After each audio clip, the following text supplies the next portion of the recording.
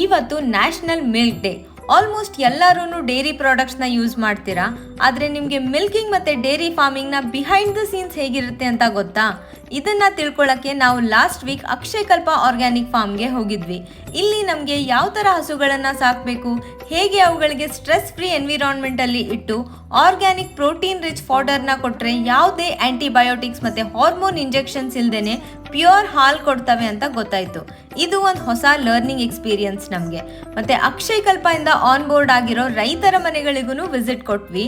ಅವರು ಸ್ಮಾಲ್ ಸ್ಕೇಲಲ್ಲಿ ಹೇಗೆ clean hygienic ಎನ್ವಿರಾನ್ಮೆಂಟಲ್ಲಿ dairy farming ಮಾಡ್ತಾ ಇದ್ದಾರೆ ಅಂತ ನೋಡಿದ್ವಿ. ಹಸುಗಳಿಗೆ ಚೆನ್ನಾಗಿ ನೀರು ಮತ್ತು ಹೆಲ್ದಿ ಫಾಡರ್ ಕೊಡ್ತಾ ಇದ್ದಾರೆ, ಮತ್ತು ಮನೇಲೇನೆ ಫಾಡರ್ನ ಹೇಗೆ ಪ್ರೊಡ್ಯೂಸ್ ಮಾಡ್ತಾರೆ ಅಂತಾನು ತಿಳ್ಕೊಂಡ್ವಿ.